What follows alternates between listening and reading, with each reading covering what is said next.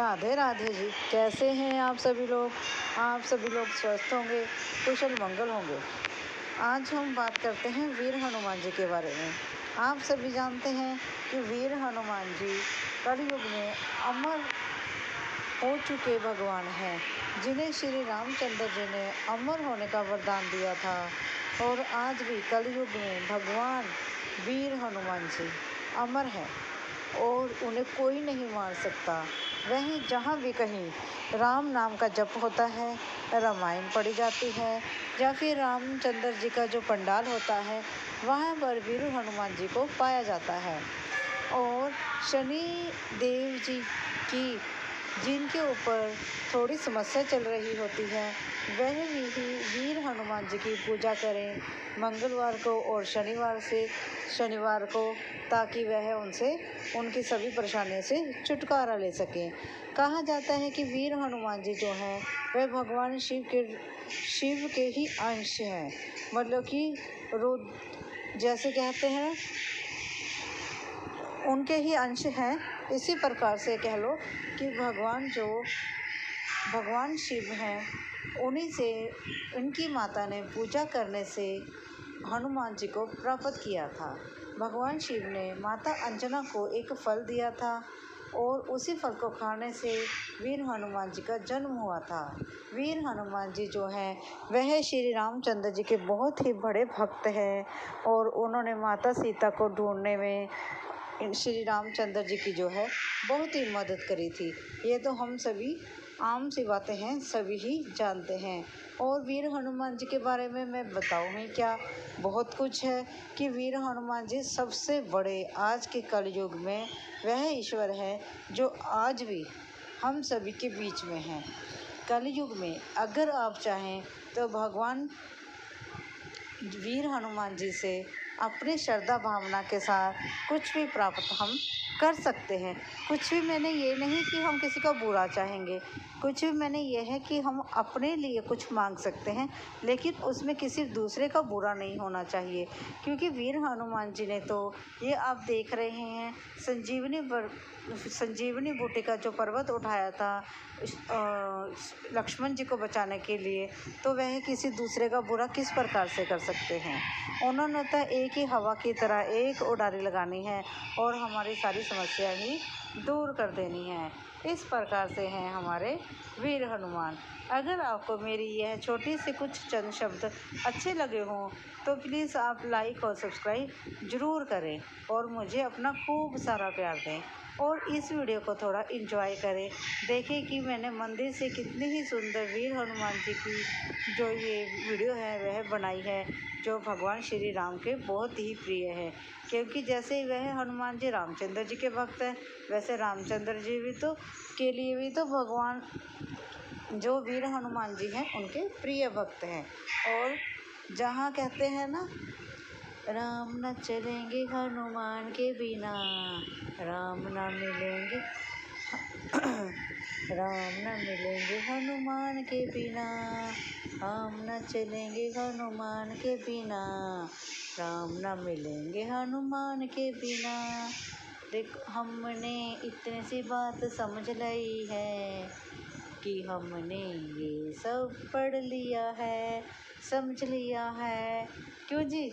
क्योंकि जो श्री रामचंद्र जी को अगर आप पाना चाहते हैं, ये वीर हनुमान जी को पाना चाहते हैं, तो हमें राम नाम का जो है सिमरन करना होगा। अगर हम राम नाम का सिमरन करेंगे तभी तो हम वीर हनुमान जी को, भगवान श्री राम को प्राप्त कर सकेंगे। और इस छोटी सी वीडियो को थोड़ा एंजॉय करें। बस मैं यहीं पर विश्राम लेती हूँ। राधे राधे जी। कैसे हैं आप सभी लोग? आप सभी लोग अच्छे होंगे, स्वस्थ होंगे। चलो आज मैं आपको माँ काली के मंदिर में जो शिवालय बना है वहाँ ले चलती हूँ। ये देखिए, हम शिवलिंग देख रहे हैं। गणेश जी, कार्तिकेय जी, अशोक सुंदरी जी, ये माँ पार्वती के हस्तकमल हैं और ये हैं भगवान शिव का शिवलिंग। ये शिवलिंग देखिए कितना सुंदर बना हुआ है, जैसे मानो भगवान शिव यहीं पर विराजमान हैं। भोले शंकर जिन्हें भोले कहा जाता है, जो अपने भक्तों की आंखों में आंसू नहीं देख सकते, जो अपने भक्तों की पीड़ा नहीं देख सकते, इसीलिए तो उन्हें भोले कहा जाता है। अगर आप भोले शंकर को सच्चे मन से पुकारते हैं तो भगवान जरूर आते हैं, क्योंकि भगवान और भक्त का रिश्ता मांस और नाखून जैसा होता है। चलो मंदिर के दूसरी तरफ ये देख लेते हैं। ये देखिए, माँ पार्वती और गणेश जी हैं। आप देख ही रहे होंगे, ये माँ पार्वती जी हैं, ये गणेश जी हैं, और थोड़ी सी आगे ही खिसकते हुए भगवान शिव और माँ पार्वती की प्रतिमाएं हैं। और देखिए, मैं मंदिर भी आपको थोड़ा घुमाकर कैमरा दिखा रही हूँ कि कितना सुंदर है, कितनी सुंदर अद्भुत लाइटिंग की गई है। ये देखिए, भगवान शिव और माँ पार्वती की पोशाक भी देखें। और ये देखिए त्रिशूल जी, नंदी जी, और ये देखिए जामुनी रंग के कपड़े में भगवान शिव, पीले रंग के कपड़ों में माँ पार्वती कैसे सुशोभित हो रही हैं। ये एक उनकी तस्वीर है। और ये देखिए गणेश जी हैं। गणेश जी के चरणों में फूल चढ़े हुए हैं और देखिए कितने सुंदर बने हुए हैं। हाथों में मोदक लिए बैठे हैं, जैसे कि अपने भक्तों को बांटने के लिए वह तैयार है कि आए मुझसे प्रसाद लेकर जाए। और दूसरी तरफ उनकी माता जी माँ पार्वती, जो भगवान शिव की अर्धांगिनी हैं, वे बैठी हैं। देखिए जरा कितनी सुंदर लग रही हैं। और ये देखो उनके चरण, देखो कितने सुंदर हैं। और उनके चरणों में ये फूल अर्पित हो चुके हैं। ये देखिए मूषक जी भी बने हुए हैं, है ना सुंदर। आपको ये कैसे लगते हैं? ये जो वीडियो मैं आपको बनाकर भेजती हूँ, आपके लाती हूँ अपने यहाँ के मंदिर से, तो वह वीडियोस आपको कैसी लगती हैं? चलो ज़रा भगवान गणेश जी की आंखों पर देखते हैं। देखें कितनी सुंदर आंखें बनी हैं, मानो कि गणेश जी कुछ कह रहे हैं। देखिए उनकी आंखें, ऐसे लग रहा है जैसे सच में वे हमें देख रहे हैं। देखिए उनकी आंखों में ज़रा झांक कर देखें। और ये देखिए कितने सुंदर कमल के फूल पर विराजमान माँ पार्वती, देखो कितनी सुंदर लग रही हैं। और उनके ये चरण कितने प्यारे हैं, मानो हमें आशीर्वाद देने के लिए बैठे हैं, मानो कि हमारे साथ चलने के लिए बैठे हैं, है ना। देखिए माँ पार्वती की आंखें कितनी नम्रता भरी, कितनी ममता भरी हैं। और फिर चलते हैं हम भगवान शिवलिंग की तरफ। ये देखिए भगवान शिवलिंग, देखिए जरा पास से दिखाती हूँ, देखो कितने सुंदर लग रहे हैं, है ना सुंदर। आपको वीडियो कैसी लगी? अच्छी लगी हो तो लाइक और सब्सक्राइब भी करें। धन्यवाद जी। बस हेलो माय यूट्यूब मेंबर्स, आप सभी का मेरे यूट्यूब चैनल पर आपका स्वागत है। मैंने आप सभी के लिए मेंबरशिप ऑन कर दी है। आप चाहें तो मेरी मेंबरशिप भी ले सकते हैं। और मैंने अपनी वीडियो में कुछ आर्टिकल्स के लिंक डाले हैं। आप चाहें तो मेरी पसंदीदा वह आर्टिकल्स देख सकते हैं और ख़रीद भी सकते हैं। उस लिंक पर जाएं और आर्टिकल देखें, पसंद करें और ख़रीदें। आप सभी का बहुत धन्यवाद होएगा। थैंक यू जी। राधे राधे। कैसे हैं आप सभी लोग? आप सभी लोग स्वस्थ होंगे और कुशल मंगल होंगे। जैसे कि आज मैं आपके लिए वीडियो लाई हूँ श्री गणेश जी के बारे में। श्री गणेश जी जो भगवान शिव और माँ पार्वती के पुत्र हैं और वह प्रथम पूज्य हैं। और किसी भी काम को करने से पहले भगवान श्री गणेश जी की आराधना की जाती है। क्यों? क्योंकि गणेश जी को भगवान शिव ने वरदान दिया था कि सबसे पहले उनकी पूजा होगी। इसीलिए तो जब चाहे कीर्तन हो, विवाह हो, कोई भी प्रकार का शुभ कार्य हो तो गणेश जी की पूजा की जाती है। उन्हें एक दंत भी कहा जाता है। और उन्होंने ही हमें यह सिखाया है कि माता पिता ही सर्वश्रेष्ठ होते हैं। कैसे सिखाया है? क्योंकि जब माता पार्वती ने और भगवान शिव ने उनकी परीक्षा लेनी चाहिए गणेश जी और कार्तिक जी की, तब उन्होंने कहा जो भी पहले पूरी पृथ्वी का भ्रमण करेगा हम उसी के ही माता पिता या यह जो लड्डू है उसी को हम देंगे। फिर जब भगवान गणेश ने क्या किया, कार्तिकेय गणेश जी ने तो अपनी चतुराई के साथ अपने बड़े सारे मस्तिष्क के साथ कार्य किया, और जो कार्तिकेय जी थे वह अपने मोर पर सवार होकर वह पूरे ब्रह्मांड की जो यात्रा पर निकल जाते हैं। लेकिन गणेश जी क्या करते हैं, वह एक छोटे से मूषक पर बैठकर धीरे धीरे माता पिता की परिक्रमा कर लेते हैं, और जब वह उनकी परिक्रमा करते हैं और उनके आगे हाथ जोड़कर खड़े हो जाते हैं, फिर भगवान शिव कहते हैं ये तुमने क्या किया है गणेश। तब गणेश जी कहते हैं मेरे लिए तो माता पिता ही परम पूज्य हैं, वही मेरे लिए पूरी सृष्टि हैं, वही मेरे लिए सारे जगत से ऊपर हैं, इसलिए मैंने उन्हीं की परिक्रमा कर ली है, इनसे अलावा मेरे लिए और कुछ भी अहम नहीं है। और जब तक कार्तिकेय जी लौट कर आए तो उन्होंने देखा कि गणेश जी तो पहले ही वहाँ खड़े हैं, तो उन्होंने पूछा कैसे। तब यह सारी घटना उन्हें बताई गई। तब वह लड्डू का हकदार कौन हुआ, गणेश जी हुए ना। इसलिए हमें भी कोई भी कार्य करना हो तो पूरी चतुराई के साथ करना चाहिए और अपनी समझ के साथ अपनी बुद्धि के साथ करना चाहिए। इसीलिए गणेश जी को बुद्धि का देवता कहा जाता है और इनका दिन भी बुधवार कहलाता है। और इस दिन हमें मूंग और गुड़ जो है वह दान करना चाहिए और गणेश जी की पूजा करनी चाहिए। गणेश जी तो बड़ी ही जल्दी प्रसन्न हो जाते हैं और वह जल्दी ही हम सभी की इच्छाएं पूरी भी करते हैं, क्योंकि गणेश जी जो हैं वह हम सबके मित्र के समान हमें रखते हैं। जैसे कहते हैं ना कि गणेश जी तो हर भगवान वैसे तो श्रद्धा भावना के भूखे होते हैं, इसी प्रकार से गणेश जी हैं जो हमारी छोटी छोटी इच्छाओं में हमारा साथ देते हैं और हमारी जल्दी ही मनोकामनाएं पूर्ण कर देते हैं। सिर्फ हमें उन्हें मानने की और अपनी भावना मतलब कि उनके प्रति प्रेम भावना रखना होगा। जब हम उनके प्रति अति अटूट विश्वास रखेंगे ना तो वह बहुत ही जल्दी हमसे प्रसन्न हो जाते हैं। और फिर मैं इनके बारे में कहूँ ही क्या, और इनके बारे में मैं क्या कह सकती। राधे राधे जी, कैसे हैं आप सभी स्वस्थ होंगे, कुशल मंगल होंगे।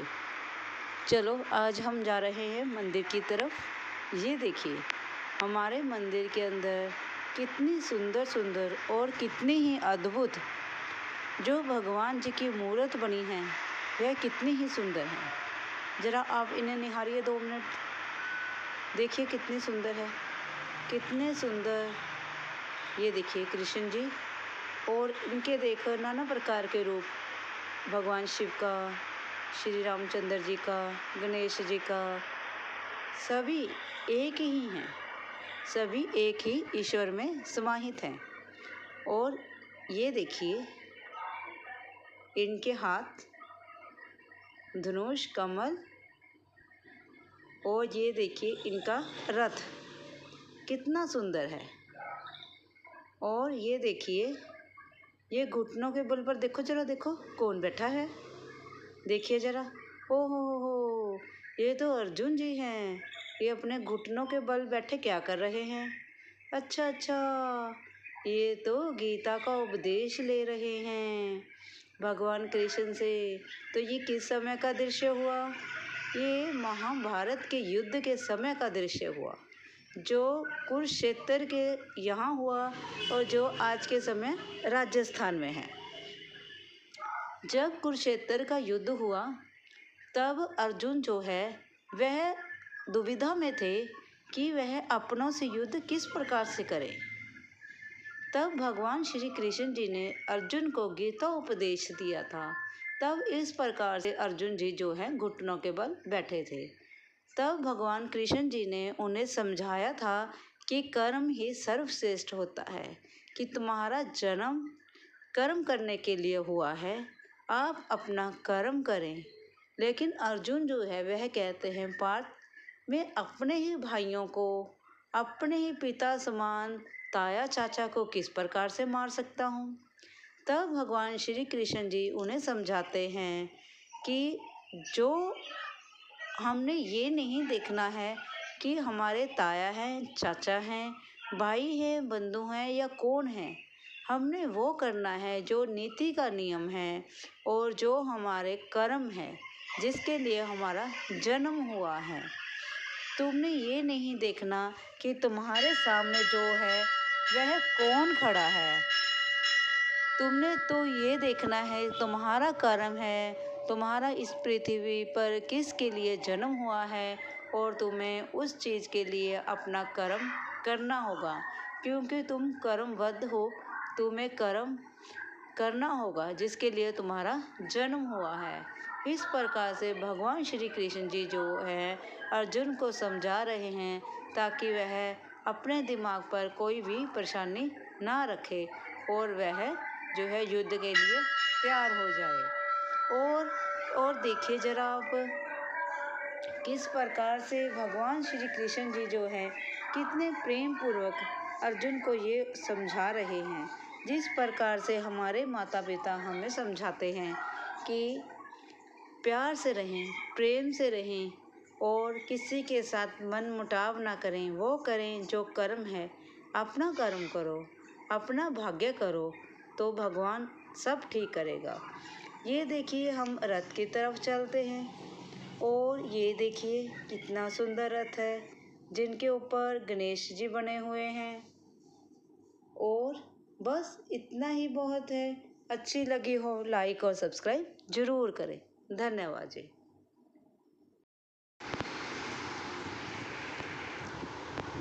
राधे राधे। कैसे हैं आप सभी अच्छे होंगे, स्वस्थ होंगे। चलो आज हम बात कर लेते हैं प्रकृति की बारे में, जैसे कि या पर्यावरण या प्रकृति की देन के बारे में। जैसे कि हम सभी जानते हैं ब्रह्मा, विष्णु और महेश, ये तीनों ही देव मिलकर हमारी सृष्टि को चलाते हैं, हमारी प्रकृति बनाते हैं। ये प्रकृति जो भगवान द्वारा बनाई गई है। जैसे कि हम सभी जानते हैं ब्रह्मा जी जो हैं हम सभी को पैदा करने वाले हैं और विष्णु जी हैं वह हमारा पालन पोषण लालन पालन करने वाले हैं। और जो भगवान शिव हैं वह हमें मोक्ष देते हैं, यानी कि वह हमें मृत्यु देते हैं। तब भी हम भगवान शिव के मंदिर में जाते हैं और भोलेनाथ को मनाने की कोशिश करते हैं। उसी प्रकार से अगर देवी के रूप में पूजा जाए तो माँ पार्वती को प्रकृति का रूप माना जाता है। देखा जाए जैसे कि मैंने कहा कि माँ को प्राकृतिक का रूप माना जाता है, उसी प्रकार से प्रकृति एक हम भगवान द्वारा दिया गया एक हमें इस प्रकार से वरदान है जिससे हमें बहुत सारी चीज़ें मिली हैं जिसकी कोई कीमत ही नहीं है, वह लाखों में है, लेकिन फिर भी भगवान ने हमें फ्री में दिए हैं। जैसे कि जल, वायु, धूप, सूर्य, चंद्रमा, हवा, कितनी सारी ऐसी चीज़ें हैं जो ईश्वर ने हमें दी है, लेकिन वह हमसे उसके बदले में हमसे कोई भी उन्होंने मूल्य नहीं लिया है। उसी प्रकार से भगवान ने हम सभी को बनाया है, कीट पतंगे, पक्षी, मनुष्य, जीव जंतु, पेड़ पौधे, फल फूल, नाना प्रकार की चीज़ें जो हमें प्रकृति ने हमें दी हैं। चाहे तो वह वरदान समझो या उनका प्यार समझो या उनकी दया समझो, जो भी समझो। जैसे कि आप सभी देख ही रहे होंगे कि इस गमले में एक मिट्टी तो एक ही है। जैसे कि माता पिता एक होते हैं, उनके अनेक बच्चे होते हैं।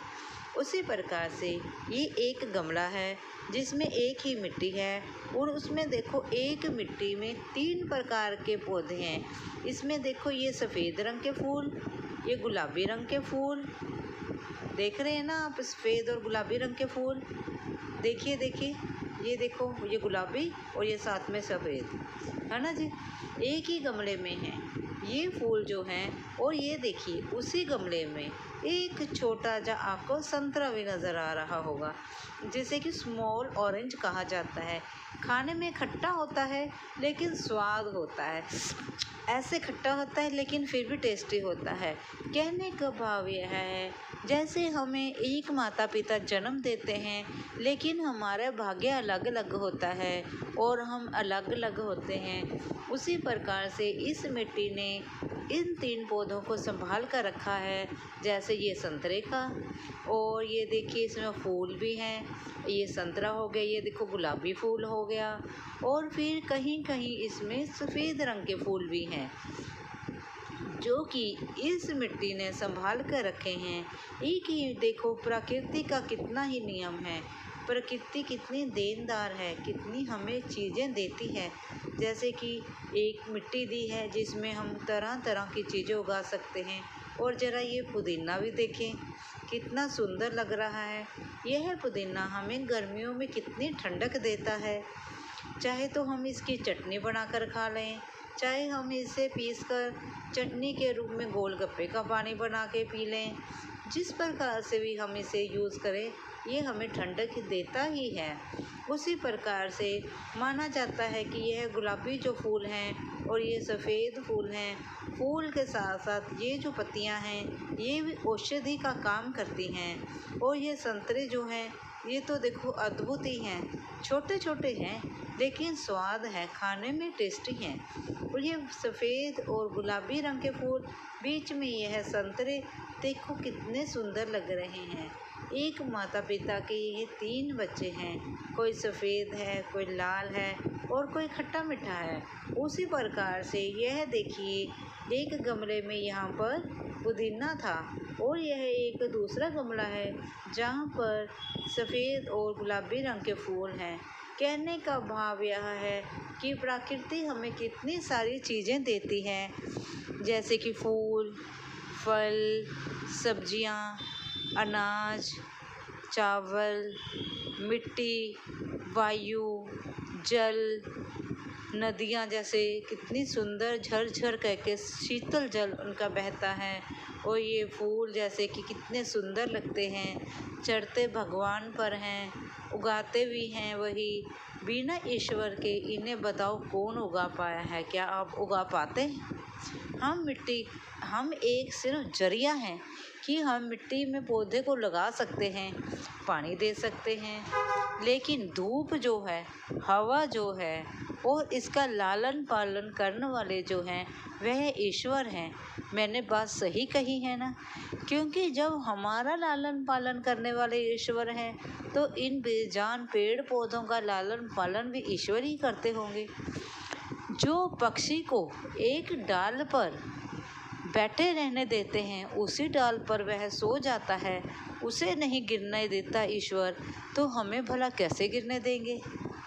यह मैं उसी प्रकृति की बात कर रही हूँ, जो प्रकृति हम सभी की माता है, जो हमें बहुत कुछ देती है, नाना प्रकार की चीज़ें देती है, लेकिन हम इसे अनादर कर रहे हैं। इतना ज़्यादा हम पोल्यूशन कर रहे हैं। जाना एक ही जगह होते हैं लेकिन जाते अलग अलग व्हीकल से हैं। क्यों जाते हैं? हम एक से क्यों नहीं जा सकते? यही इन्हीं कारणों के कारण हम अपने पर्यावरण को दूषित कर रहे हैं। क्या आप इससे सहमत हैं? अगर हैं तो मुझे एक लाइक और एक सब्सक्राइब और एक शेयर तो ज़रूर ही बनता है। अगर मेरी वीडियो आपको पसंद आती है तो मुझे कमेंट भी करें और मुझे लाइक और शेयर भी करें। मैं आपके लिए बहुत ही प्यार से वीडियो बनाकर लाती हूँ। अपने दिनचर्या में से बहुत समय निकालकर मैं लेकर आती हूँ। देखिए हमारे मंदिर में हुई कारीगरी, कितनी सुंदर और कितनी अद्भुत कारीगरी की गई है हमारे मंदिर में। ज़रा देखिए आप।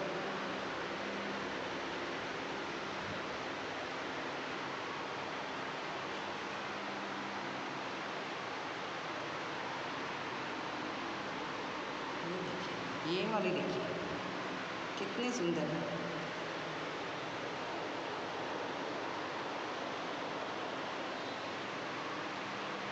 दूर से दिखाती हूँ मैं आपको। ये देखिए ये सारी कारीगरी शीशों से की गई है। एक कहीं दूर से कारीगर आए थे जो हमारे मंदिर की कारीगरी करके गए हैं। ये देखिए, आपको मैं ज़रा ऊपर से भी दिखाती हूँ। ये देखिए कैसे चमचम कर रहा है। ये देखिए, है ना सुंदर। ये हमारे मंदिर की देखो कितना सुंदर बना हुआ। अद्भुत अद्भुत बनाने वाले की कला कितनी ही सुंदर है। कितनी मेहनत और कितनी शिद्दत से वह बना कर गया। ये डिज़ाइन देखिए आप ज़रा, ये पट्टी देखिए आप, उसने कितनी सुंदर डाली है। और ये ऐसे ही एक फ्रेम की तरह उसने बना दिया है। और ज़रा इधर भी नज़र डालते हैं।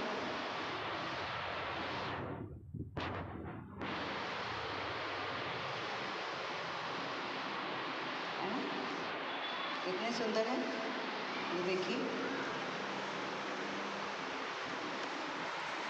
और ज़रा मैं आपको थोड़ा ऊपर ले जाकर दिखाती हूँ। ये देखिए,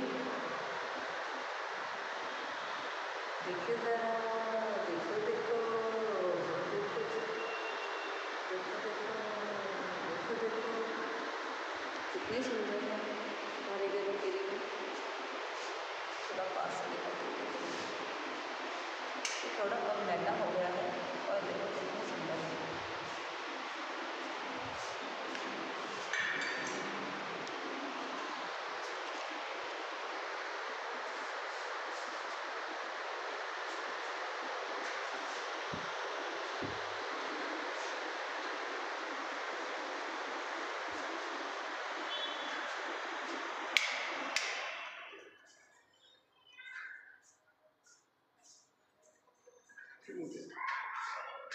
है ना बहुत सुंदर।